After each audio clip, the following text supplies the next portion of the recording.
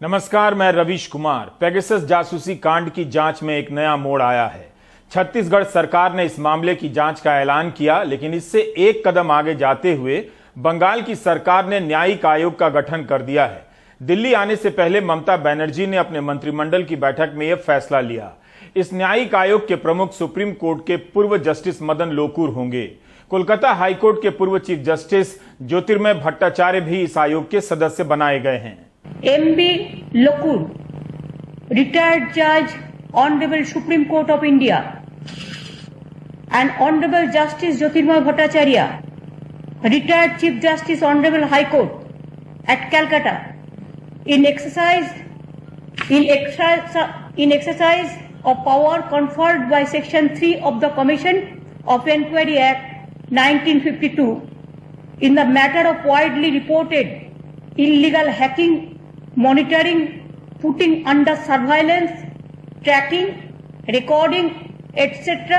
of mobile phones of various persons in the state of West Bengal. Supreme court की 9 जजों की संवैधानिक bench ने 24 अगस्त 2017 को निजता के अधिकार को मौलिक अधिकार बताकर एक विस्तृत फैसला दिया। क्या वही सुप्रीम कोर्ट अब इस मामले का संज्ञान नहीं लेगा? सीपीएम ने सुप्रीम कोर्ट में याचिका दायर की है कि पूरे मामले की जांच सुप्रीम कोर्ट अपनी निगरानी में एसआईटी से कराए। देश की दो राज्य सरकारें जांच की बात कर रही हैं, लेकिन केंद्र सरकार जांच से इनकार कर रही है। बंगाल ने तो न्यायिक आयोग ही बना दिया है। इस पूरे मामले में एक बात का ध्यान हमेशा रखिए,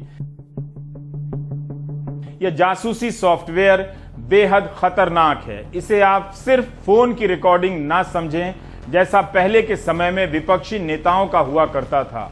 यह सिर्फ रिकॉर्ड नहीं करता है, बल्कि आपको सोते जागते देख रहा होता है। आप फोन बंद करेंगे तब भी यह फोन का माइक और कैमरा ऑन कर रिकॉर्डिंग करने लगेगा। आप किसी जगह पर मौजूद हैं जिसके बारे में नहीं चाहते कि कोई जाने, आपने फोन और जीपीएस दोनों बंद किया हुआ है, तब भी पेगासस थोड़े समय के लिए जीपीएस चालू कर देगा और जान लेगा कि आप इस वक्त कहां और किसके साथ हैं। इसका इस्तेमाल किसी की भी हत्या में हो सकता है। वॉशिंगटन पोस्ट के पत्रकार जमाल खशोगी और मेक्सिको के पत्रकार सेसिलियो पिनेदा बेर्तो की हत्या के मामले में पेगासस के इस्तेमाल को लेकर इसी तरह के सवाल उठे हैं। यह सॉफ्टवेयर हर वो जानकारी जो आपने फोन से भेजी है उसका पूरा इतिहास निकाल सकता है। पेगासस से जुड़ी खबरें हर दिन पहले से ज्यादा गंभीर लगने लगी हैं। आखिर कौन है जो विपक्ष के नेताओं के अलावा पत्रकारों, सेना के अधिकारियों, पुलिस के वरिष्ठ अधिकारियों, सुरक्षा एजेंसियों, जांच एजेंसियों के अधिकारियों के नंबर की जासूसी कराना चाहता होगा? सरकार क्यों कहती है कि वो जांच नहीं करेगी? फ्रांस के राष्ट्रपति मैक्रों ने इजराइल के प्रधानमंत्री नफ्ताली बेनेट को फोन किया है कि इस मामले की जांच गंभीरता से हो। पेगासस प्रोजेक्ट के पर्दाफाश में यह बात सामने आई है कि मोरक्को के सुरक्षा बलों ने फ्रांस के राष्ट्रपति और उनकी सरकार के 15 लोगों के खिलाफ पेगासस जासूसी स्पाईवेयर का इस्तेमाल किया है। यही नहीं, फ्रांस के पूर्व प्रधानमंत्री एडवार्डो फिलिप और उनके 14 मंत्रियों की भी जासूसी की जा रही थी। इस पर्दाफाश के बाद राष्ट्रीय सुरक्षा को लेकर फ्रांस में आपातकालीन बैठक भी बुलाई जा चुकी है। रिपोर्ट आने के बाद मैक्रों ने अपना फोन भी बदल लिया है। मोरक्को की सरकार और एनएसओ ने इससे इनकार किया है। मोरक्को की सरकार ने एमनेस्टी और फॉरबिडन स्टोरीज पर मुकदमा भी दायर किया है, लेकिन तब भी फ्रांस में जांच हो रही है, इजराइल में जांच हो रही है। क्या जांच से इनकार करने वाली भारत सरकार को एनएसओ पर इजराइल और फ्रांस से भी ज्यादा भरोसा है? आज द वायर ने पेगासस फोन जासूसी कांड पर 4 रिपोर्ट प्रकाशित की है। ये सभी पिछले हफ्ते की रिपोर्ट से और भी खतरनाक हैं। रिपोर्ट के अनुसार प्रधानमंत्री कार्यालय के जूनियर अधिकारी से लेकर दिल्ली के मुख्यमंत्री अरविंद केजरीवाल के निजी सहायक रहे आईएएस अधिकारी वीरेंद्र जैन का भी फोन नंबर मिला है, जिनकी जासूसी की जानी थी। आखिर इन सभी के नंबर इजराइल की कंपनी की सूची में क्यों मौजूद हैं? क्या अब भी ये स्वतंत्र और पारदर्शी जांच के विषय नहीं है? क्या जांच से इनकार की ये वजह है कि जासूसी के निशान घर के भीतर तक भी पहुंच रहे हैं?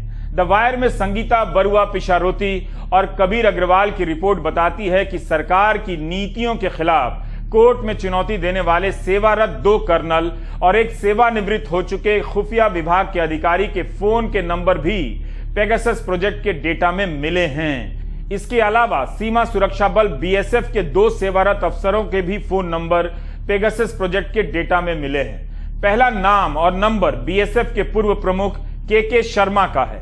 शर्मा जब अपने पद पर थे तब 11 फरवरी 2018 को कोलकाता में अपनी वर्दी में एक राजनीतिक कार्यक्रम में शरीक होते हैं, जिसके मंच पर राष्ट्रीय स्वयंसेवक संघ के कृष्ण गोपाल, मुरलीधर और बीजेपी के इंटेलेक्चुअल सेल के मोहित रॉय मौजूद थे। इस कार्यक्रम के 1 महीने बाद के शर्मा का फोन नंबर पेगासस की संभावित टारगेट की सूची में शामिल किया जाता है। शर्मा ने द वायर को प्रतिक्रिया नहीं दी और कहा कि वे अपना फोन फोरेंसिक जांच के लिए नहीं देंगे। 2018 में रिटायर होने के बाद के शर्मा को लोकसभा चुनावों के दौरान बंगाल और झारखंड का विशेष पर्यवेक्षक बनाया जाता है। यह नियुक्ति चुनाव आयोग करता है। ममता बनर्जी ने इस नियुक्ति का विरोध किया था। ममता के विरोध के 2 दिन बाद के शर्मा को हटा दिया गया। आप जान चुके हैं कि उस समय चुनाव आयुक्त के पद पर मौजूद अशोक लवासा का फोन नंबर भी संभावितों की सूची में है। सेवा में रहते हुए बीएसएफ के प्रमुख का फोन नंबर जासूसी करने की सूची में मिलता है। इतना काफी है कि इस मामले की पारदर्शी जांच हो, ताकि पता चले कि राष्ट्रीय सुरक्षा से संबंधित कोई जानकारी किसी और के हाथ तो नहीं लगी है।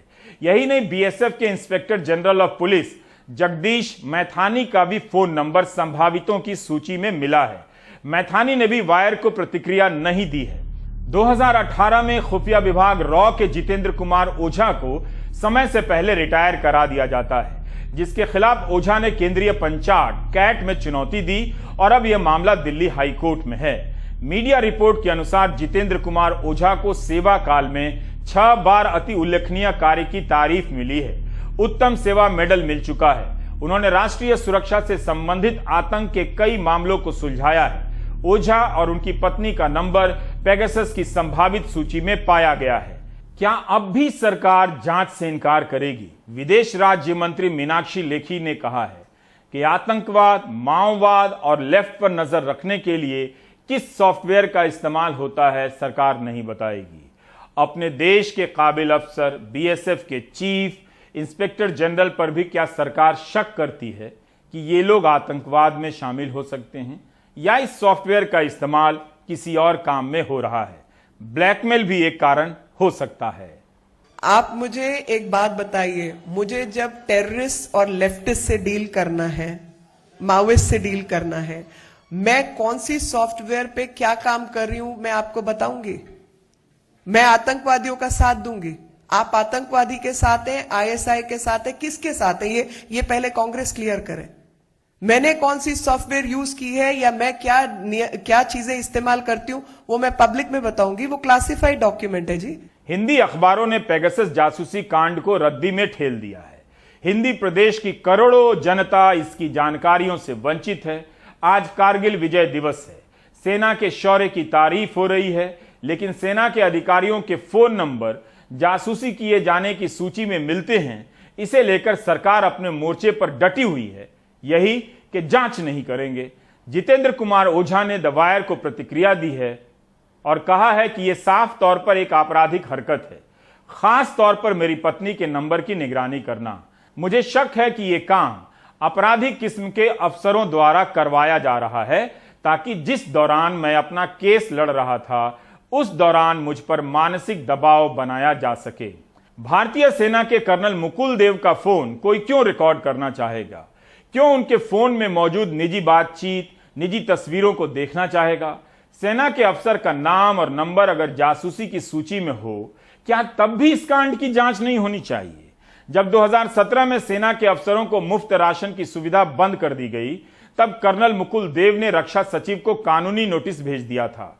कर्नल मुकुल देव ने द वायर को प्रतिक्रिया दी है और कहा है कि इस सरकार में जो भी सवाल करता है शक की नजर से देखा जाता है।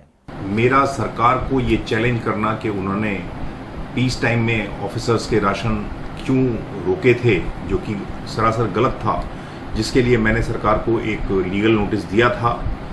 और उस लीगल नोटिस देने के बाद में सरकार ने उस बात को सही ना मानते हुए उल्टा मेरा ही कैरियर स्पॉइल किया, और उसके बाद से ही सरकार ने मेरे ऊपर स्नूपिंग शुरू की होगी। इससे पहले मैं एनएफयू के लिए भी लड़ाई कर रहा था। नॉन फंक्शनल अपग्रेड हमारा अधिकार है जो कि बाकी सारे क्लास 1 गस्टेड ऑफिसर्स को दिया गया, बट सरकार ने इसको आर्म फोर्सेज ऑफिसर्स को नहीं दिया और हमें इससे वंचित रखा। इसके लिए भी मैंने कोर्ट में केस दाखिल किया था जो मैं जीत गया था, और अब सरकार उसके बारे में सुप्रीम कोर्ट में अपील में है। पिछले 4 साल से वो अपील डिसाइड नहीं हुई है। ऐसा ही कुछ जो सरकार ने OROP दी उसमें जो भी कुछ संगतियाँ हैं उसको उनको क्लियर नहीं किया गया, और जो 2019 में उसका रिवीजन होना था ओरिजिनल मैंडेट के हिसाब से, इवन सरकार ने वो नहीं किया। मैं इन सब बातों के लिए और फौज के लगातार होते हुए डिग्रेडेशन के खिलाफ आवाज़ उठाता रहा, और शायद इसी वजह से सरकार ने ये मेरे खिलाफ एक्शन लिया कि उन्होंने मेरा नाम इस लिस्ट में डाला होगा। ये बहुत ही गलत बात है कि किसी भी एक पीस लविंग सिटीजन के लिए, और वो भी एक आर्मी ऑफिसर का नंबर आप सर्वेलेंस में डाल दें इस प्रकार। हालांकि मेरे को इससे कोई फर्क नहीं पड़ता, क्योंकि ना तो मैंने कोई गलत कार्य किया है और ना ही सरकार को इससे कुछ मिला होगा। सरकार का यह तर्क जमता नहीं है कि आतंकवाद से लड़ने के लिए सॉफ्टवेयर का इस्तेमाल होता है। हालांकि अभी तक सरकार ने पेगासस सॉफ्टवेयर को लेकर ना हां कहा है ना इनकार किया है, लेकिन इतने लोगों के नाम और फोन नंबर संभावित लोगों की सूची में आने के बाद भी सरकार जांच की बात नहीं कर रही है। द वायर की सुकन्या शांता अजय आशीर्वाद महाप्रशस्त की रिपोर्ट के अनुसार कई महत्वपूर्ण मामलों की जांच कर रहे प्रत्यर्पण निदेशालय के वरिष्ठ अधिकारी राजेश्वर सिंह, उनकी पत्नी और 2 बहनों के फोन नंबर भी संभावितों की सूची में मिले हैं। राजेश्वर सिंह सहारा इंडिया और आंध्र प्रदेश के मुख्यमंत्री जगन रेड्डी के मामलों की जांच कर रहे थे। द वायर ने लिखा है कि इन सभी की प्रतिक्रिया नहीं मिल सकी है। फॉरबिडन स्टोरी ने इस मामले में इलेक्ट्रॉनिक मंत्रालय से जवाब मांगा तो यही मिला कि किसी भी व्यक्ति का फोन नंबर सर्वेलांस के लिए नहीं चुना गया है। लेकिन राजेश्वर सिंह की बहन आभा सिंह ने अपने फोन को फोरेंसिक जांच के लिए दे दिया। चूंकि उनका फोन एंड्रॉयड था, इसलिए कुछ ठोस जानकारी नहीं मिली। आभा सिंह IAS रह चुकी हैं और इस वक्त बॉम्बे हाईकोर्ट में वकालत करती हैं। समाचार एजेंसी PTI के एक पत्रकार का भी नंबर है। द वायर की रिपोर्ट के अनुसार यह पत्रकार कश्मीर के हैं। समाचार एजेंसी के CEO विजय जोशी ने कहा है कि अगर यह सच है तो इसकी निंदा करते हैं। यह किसी की निजता का उल्लंघन है। संविधान ने जो आजादी दी है उसका भी हनन है। विजय जोशी ने सरकार से कहा है कि पारदर्शिता बरते और पुष्टि करे कि उनके स्टाफ के फोन नंबर की जासूसी की गई है या नहीं। सरकार तो जांच से ही इनकार कर रही है। विपक्ष के सांसद संसद में पेगासस के मुद्दे से पीछे नहीं हट रहे हैं। हर दिन इसे लेकर संसद के भीतर और बाहर आवाज उठा रहे हैं। राज्यसभा में विपक्ष के सांसद पेगासस स्पाईवेयर का बैनर लेकर सदन के बीच में चले गए, प्रधानमंत्री से जवाब मांगने लगे और नारे लगाने लगे। राज्यसभा में तृणमूल कांग्रेस के सांसदों ने भी चर्चा कराने की मांग की है। DMK सांसद तिरुचि शिवा ने भी पेगासस प्रोजेक्ट पर चर्चा की मांग की है। लोकसभा में भी कांग्रेस सांसद मनीष तिवारी ने स्थगन प्रस्ताव का नोटिस दिया कि सारा काम रोककर पेगासस प्रोजेक्ट पर चर्चा हो। मनीष तिवारी के अलावा कांग्रेस के सांसद मणिकम टैगोर ने भी नोटिस दिया है।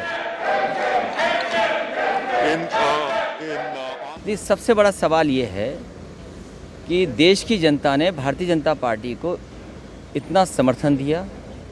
देश की जनता ने लोकतंत्र पर भरोसा कर करके भारतीय जनता पार्टी पर भरोसा किया और इतने बहुमत से उन्हें लोकसभा में सांसद जिताए। आज सरकार की उनकी है। जब पूरे देश की जनता का भरोसा है तो आखिरकार जनता की जासूसी क्यों कर रहे हैं आप? जो अधिकारी हैं उनकी जासूसी हो रही है, उनकी पार्टी के अपने नेता हैं उनकी जासूसी हो रही है। तो आखिरकार जासूसी क्यों चाहती है भारतीय जनता पार्टी की सरकार? ये अपराध है। अगर आप बाहर के एजेंसीज को लाकर उसको यहाँ पर बिठाकर सबकी जासूसी करने लगा रहे हैं तो देश में कैसे देश का रक्षण कैसा होगा? क्योंकि ये जो मालूमात है, इंफॉर्मेशन है, this will go to other countries also easily. They will take this information और हमारी जो स्ट्रेटजी है, डिफेंस है, सिक्योरिटी है, उसको भी धोखा है। तो इसीलिए हम ये मुद्दे वहाँ रख के डिस्कशन करना चाहते हैं। कर्नाटक के मुख्यमंत्री BS येदियुरप्पा ने इस्तीफा दे दिया है। 2 साल पहले कांग्रेस और जेडीएस की सरकार गिराकर येदियुरप्पा मुख्यमंत्री बने थे। इस खेल में भी पेगासस के जासूसी सॉफ्टवेयर के इस्तेमाल की खबर आई है। कई नेताओं के फोन नंबर संभावितों की सूची में मिले हैं। वायर की रिपोर्ट पढ़िए। बिहार क्रिकेट एसोसिएशन के राकेश तिवारी का नंबर भी संभावितों की सूची में है, जो बीसीसीआई में जय शाह के करीबी बताए गए हैं इस रिपोर्ट में। कहीं ऐसा ना हो कि हर अपने पराये का नंबर जासूसी की सूची में हो और जासूसी हो भी चुकी हो। संसद के बाहर राहुल गांधी ट्रैक्टर पर बैठे नजर आ रहे हैं। राहुल ने कहा कि वे ट्रैक्टर इसलिए चला रहे हैं क्योंकि बताना चाहते हैं कि सरकार को नए कृषि कानून वापस लेने होंगे। उन्होंने ट्वीट भी किया कि अगर खेत बेचने पर मजबूर करोगे तो ट्रैक्टर संसद में चलेगा, सत्य की फसल उगा कर रहेंगे, कृषि विरोधी कानून वापस लो, #फार्मर्स प्रोटेस्ट।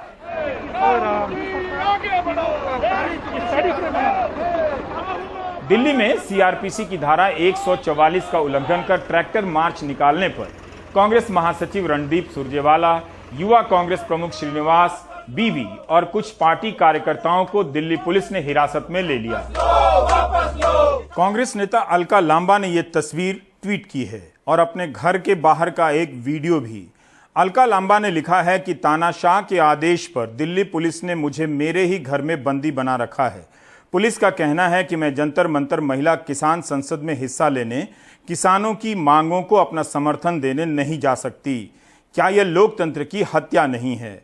इस तस्वीर में अलका लांबा के घर के भीतर दिल्ली पुलिस के जवान बैठे नजर आते हैं। हम जो किसानों का मैसेज है उसको हम पार्लियामेंट तक लाए हैं। पार्लियामेंट में इसके बारे में चर्चा नहीं करने देते हैं, किसानों को दबा रहे हैं, हिंदुस्तान के सब किसानों को दबा रहे हैं, इसलिए हम यहाँ ट्रैक्टर पे आए। काले कानून है, इनको वापस लेना पड़ेगा। ये 2-3 बड़े उद्योगपतियों के फायदे के लिए है।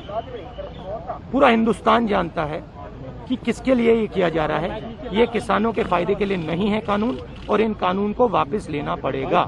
मैं किसानों का मैसेज देना चाहता हूँ, ये किसानों का मैसेज है, इसीलिए मैं इसको यहाँ लाया हूँ। देखो, इस तरह के फोटो आप बहुत देखे हैं लोगों ने। इनका कभी किसी देश ने भट्टा परसौल का पूरा नाटकीय ड्रामा देखा है।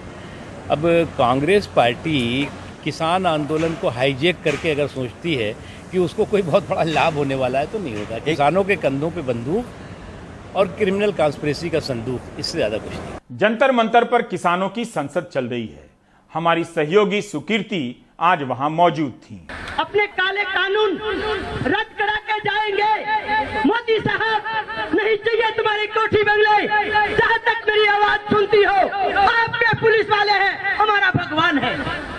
40 साल की रमेश आंतिल की इस बुलंद आवाज को देखकर ये यकीन करना मुश्किल है कि 5 महीने पहले ही उन्होंने अपने पति सतीश कुमार को इसी किसान आंदोलन के दौरान खोया है। रमेश आंतिल उन 200 महिला किसानों में से एक हैं जो सोमवार को जंतर मंतर पर हुई किसान संसद में शामिल हुई। ये किसान संसद दिल्ली में संसद के मानसून सत्र के समय पर ही आयोजित की जा रही है। हरियाणा के सोनीपत की रहने वाली रमेश आंतिल 10वीं पास हैं। वो और उनके पति 1 एकड़ जमीन पर खेती करते थे। बीते नवंबर में जब से किसान आंदोलन शुरू हुआ, तब से दोनों पति पत्नी दिल्ली के सिंघू बॉर्डर पर होने वाले विरोध प्रदर्शनों में शामिल होते रहे।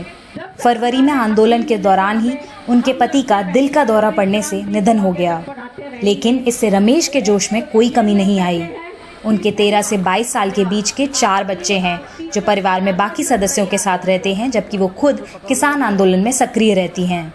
जिसके साथ भगवान होता है, उसका सब कुछ परमात्मा होता है। हम परमात्मा से करते हैं विनती।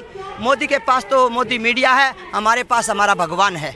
और मैं श्रीमती रमेश आंतिल, चाहे मेरे पति शहीद हुए हैं, मेरे 4 बच्चे भी शहीद हो जाएं, हमें कोई परवाह नहीं है, लेकिन अपने काले कानून रद्द करा के जाएंगे। जहां मोदी ने 7 महिलाओं को मंत्री बनाया था, आज वे 7 महिला जो बीजेपी की मंत्री बनाई गई थी, आज आके इधर देखो, मेरी बहनों को देखो, मेरे भाइयों को देखो, कितना बढ़िया हमारा संसद चला हुआ है। क्या ये महिला रोटी बनाने का काम करती हैं? ये महिला रोटी भी बनाती हैं और घर को चलाती हैं और किसानों के साथ खेती भी करने का काम करती हैं, संसद चलाना भी जानती हैं। इनकी निंदा करते हुए हम लोग सब अपना शीश झुकाएंगे अपने शहीदों, हमारे शहीद भाई बहन और पिता समान लोगों की याद में। रमेश आंतिल के पति सतीश कुमार समेत बीते 8 महीने में किसान आंदोलन के दौरान जान गंवाने वाले सभी किसानों को श्रद्धांजलि देने के लिए महिला किसानों ने किसान संसद के दौरान 2 मिनट का मौन रखा। हमारे शहीद अमर रहे, अमर रहे, अमर रहे। सरफरोशी की तमन्ना आज हमारे दिल में है। इस किसान संसद में सीपीएम की नेता सुभाषनी अली ने स्पीकर की भूमिका निभाई। इस खास संसद के दौरान पंजाब और हरियाणा के अलग अलग इलाकों से आई महिलाओं ने मंच पर अपने अपने विचार रखे, लेकिन इस दौरान एक खास नन्हे वक्ता ने सबका ध्यान खींचा। गरीब लोग तो खरीद भी सकते, नौकरी सरकार दी, पैसे तो मिलेंगे तो कंपनी के साना ना कॉन्ट्रैक्ट करया करेंगी, जेड़ा तो कंपनी के सुर्गी होगा। 31 साल की मंजीत कौर महिला किसान संसद में अपने 4 साल के बेटे कप्तान सिंह को लेकर पहुंची। पंजाब के महल कला से वो दूसरी बार इन प्रदर्शनों में शामिल होने दिल्ली आईं। गांव में उनके पास 2 एकड़ जमीन है। वो कहती हैं कि उनकी लड़ाई अगली पीढ़ी के लिए है और तमाम मुश्किलों के बावजूद वो अपने बेटे को किसान बनने के लिए प्रोत्साहित करेंगी। मुझे लगता है जिनके लिए हम ये सब कर रहे हैं, जो हमारा था वो तो हमारी एज तो चली गई है, जो आगे आ रहा है इनका है जो सब है, तो इन्हें लाइव पता होना चाहिए कि चल क्या रहा है। हमारे गांव में जो धरना लगता है वहाँ पर ये रेगुलर जाता है 8 मंथ से, तो तब वहाँ पर जो बोलते हैं ये फॉलो करता है उनको। तो जो भी वहाँ पर न्यू कोई भी पर्सन बोलता है देन ये मुझे कहता है कि मुझे भी आप सिखाओ, तो हमने इसे सिखाया तो ये नॉर्मली फॉलो कर लेता है। जो चीज़ हम बताते हैं तो सीख लेता है जल्दी से। मेरे अंदर से फीलिंग है कि हम किसान हैं तो मेरा बच्चा किसान ही रहे। भारत में गांवों की 85% महिलाएं खेती से जुड़ी हुई हैं, लेकिन इनमें से सिर्फ 13% के पास ही कृषि भूमि है। मौजूदा किसान आंदोलन में 15 से 20% प्रदर्शनकारी महिलाएं हैं। इसके बावजूद किसानों के नेतृत्व में उनके लिए जगह नहीं है। आंदोलन की अगुवाई कर रहे संयुक्त किसान मोर्चा की कोर कमेटी के 9 सदस्यों में से कोई भी महिला नहीं है। न ही महिला प्रतिनिधियों को किसान और सरकार के बीच होने वाली वार्ता में अब तक शामिल किया गया है। हमारे देश की ये त्रासदी है कि ज्यादातर महिलाओं की जिम्मेदारी होती है घर की रसोई को संभालना, और जब एसेंशियल कमोडिटी एक्ट जैसे अमेंडमेंट जैसे कानून ये सरकार पास करती है, तो हम देख सकते हैं कि पिछले कुछ महीनों में ही ज्यादा जगह छोड़ दूं, सरसों के तेल के रेट कहां से कहां तक पहुंच गए हैं। और 29 साल की नवकिरण नट पेशे से डेंटिस्ट हैं। दिल्ली की अंबेडकर यूनिवर्सिटी से फिल्म स्टडीज में भी MA कर चुकी हैं। अपने माता पिता के साथ पिछले 8 महीने से वो सिंघू बॉर्डर पर हैं। उनके परिवार के पास पंजाब के मनसा जिले में 7 एकड़ जमीन है। काफी युवा उम्र से ही वो किसान संगठनों के साथ सक्रिय रही हैं। सिंघू बॉर्डर पर किसानों के अखबार ट्रॉली टाइम्स की सह संपादक हैं। उनका मानना है कि महिलाएं अब भी शोषण का शिकार हैं और किसान आंदोलन में भी उनका प्रतिनिधित्व बढ़ाने की जरूरत है। आज जिस मुद्दे पे हम खास तौर पे डिस्कशन कर रहे हैं, the essential commodities amendment act, उसको अगर देखें तो वो ना सिर्फ किसान विरोधी है, वो देश के हर नागरिक के विरोध में है। चाहे वो कोई युवा हो, चाहे वो कोई गरीब मजदूर हो या कोई मध्यवर्गीय इंसान हो, और खास करके महिलाएं, क्योंकि हमारे लिए बहुत वो अनफॉर्चुनेट है कि हमारे देश में रसोई की जो जिम्मेदारी होती है वो महिलाओं के ऊपर है। और जिस तरीके से महंगाई बढ़ रही है, गैस की कीमतें बढ़ रही हैं, तेल की कीमतें बढ़ रही हैं, और ऊपर से आलू प्याज जैसे जो बेसिक ज़रूरत की चीज़ें हैं उनको निकाल दिया गया है लिस्ट से, एसेंशियल कमोडिटीज़ की लिस्ट से। तो उसके बाद जो पूरी आंच इसकी गिरनी है वो सबसे पहले महिलाओं पे गिरनी है। और हम समझते हैं कि जिस तरीके से महंगाई बढ़ रही है लेकिन आमदनी नहीं बढ़ रही, जब घरेलू सेटअप में कुछ भी कट लगता है ना, ऐसे स्थिति में, इकोनॉमिक्स क्राइसिस की स्थिति में, तो वो सबसे पहले महिलाओं पे लगता है। लड़कियों के खाने पे लगता है, लड़कियों की पढ़ाई पे लगता है, क्योंकि अगर घर में कोई एक ही बच्चे को पढ़ाना अफोर्ड कर पाता है तो वो मेल चाइल्ड को पढ़ाता है। इस किसान संसद का अपना एक कृषि मंत्री भी है। मैं काले लेख लिखने वालों में से नहीं हूँ। आपकी जो पीपल्स संसद हो रही है उसमें मैं आप लोगों की कृषि मंत्री हूँ, और मैं महसूस करती हूँ कि जो भी यहाँ तीखे सवाल किए गए हैं वो सही हैं। 67 साल की सुरिंदर जयपाल पंजाबी साहित्य में PhD हैं और लुधियाना से रिटायर हुई प्रोफेसर हैं। किसानों के परिवार से हैं और सिंघू बॉर्डर पर लगातार आ रही हैं। उनका मानना है कि देश के कृषि मंत्री बहुत ही जिद्दी हैं। किसानों की बात वो अच्छी तरह से नहीं सुनते और वो सुनना नहीं चाहते। कई बार ना मेडिकल में ऐसा होता है, मेडिकल लाइन में, कि जो लोग सुनना नहीं चाहते, उनके कान जो है ना वो सुनते हैं, उनमें कोई नुक्स नहीं है, वो सुन सकते हैं। पर जो सुनना नहीं चाहता उसको सचमुच कोई आवाज़ नहीं सुनती। और जो लोग बोलना नहीं चाहते, उनके होते हुए भी वो बोल नहीं पाते, तो ये सुन नहीं पाता, ये सुनना नहीं चाहता। इतनी बड़ी लोगों की आवाज़ ना सुनना हमारे संविधान का और लोकतंत्र का सबसे बड़ा अपराध कर रहे हैं। जय किसान, जय जवान, जय जवान, जय किसान। किसान संसद में अभिनेत्री और सामाजिक कार्यकर्ता गुल पनाग जैसे जाने माने चेहरे भी मौजूद रहे, जो किसानों को समर्थन देने में पीछे नहीं हैं। कि बहुत लोग हमारे मीडिया में यहाँ जो दोस्त बैठे हैं वो पूछते हैं कि सरकार मान तो गई है, अमेंडमेंट तो करने को तैयार है। मेरा सिर्फ एक सबमिशन है, वो ये कि जो कानून प्रॉपर कार्रवाई से पास ही नहीं किए गए, उनके किसी भी अमेंडमेंट में हमें कोई रुचि नहीं है। अगर कानून सही तरीके से पास नहीं किए गए, उन्हें रद्द करना पड़ेगा, उन्हें रद्द करना पड़ेगा, उन्हें रद्द करना पड़ेगा। महिलाएं हमेशा से इस किसान आंदोलन का हिस्सा रही हैं, पर ये पहली बार हुआ है कि वो इस तरह से सबसे आगे उभर कर आई हैं और आज उन्होंने अपनी खुद की संसद को संचालित किया। पर अब भी सरकार के साथ जो बातचीत है वो उलझी हुई है और बड़ा सवाल अब भी बाकी है कि क्या इस देश की असली संसद इनकी पुकार को सुनेगी। नई दिल्ली से कैमरा पर्सन सुदेश कुमार राम के साथ सुकीर्ति द्विवेदी, एनडीटीवी इंडिया के लिए। मिजोरम और असम के मुख्यमंत्री आज मिजोरम असम सीमा पर तनाव को लेकर ट्विटर पर आ गए और एक दूसरे से उलझ गए। यही नहीं, गृह मंत्री से लेकर प्रधानमंत्री कार्यालय को टैग कर उनसे मामले को सुलझाने का आग्रह करने लगे। मिजोरम के मुख्यमंत्री ने अपने आधिकारिक अकाउंट से ट्वीट किया कि श्री अमित शाह जी इन मामलों को देखिए और तुरंत रोकिए। मिजो नेशनल फ्रंट की सरकार भाजपा के साथ गठबंधन में है। पिछले कुछ महीनों से असम और मिजोरम के बीच सीमा विवाद गहरा हो गया था। इस विवाद पर गृह मंत्री अमित शाह ने 2 दिन पहले अपने पूर्वोत्तर के दौरे के दौरान दोनों मुख्यमंत्रियों से बातचीत भी की थी। मिजोरम के मुख्यमंत्री के ट्वीट के कुछ देर बाद असम के मुख्यमंत्री हिमंता बिस्वा शर्मा ने भी ट्वीट कर दिया कि माननीय मुख्यमंत्री जी, मिजोरम की साइड के पुलिस अधीक्षक हम लोगों से कह रहे हैं कि जब तक आप पीछे नहीं हटेंगे तब तक उनके लोग ना तो सुनेंगे ना हिंसा रोकेंगे। ऐसे हालात में हम सरकार कैसे चला सकते हैं। जवाब में मिजोरम के मुख्यमंत्री जोरमथंगा ने भी हिमंता बिस्वा शर्मा को टैग कर दिया कि अमित शाह जी के साथ हुई सौहार्दपूर्ण बैठक के बाद यह हैरानी की बात है कि असम पुलिस की 2 टुकड़ियों और नागरिकों ने मिजोरम की सीमा के भीतर घुसकर वहां के निवासियों पर लाठीचार्ज किया, आंसू गैस के गोले छोड़े। दोनों मुख्यमंत्रियों ने अपने ट्वीट में अमित शाह और पीएमओ को टैग किया। 2 मुख्यमंत्री जब ट्विटर पर आकर आपस में झगड़ने लग जाएं, आप ब्रेक ले लीजिए।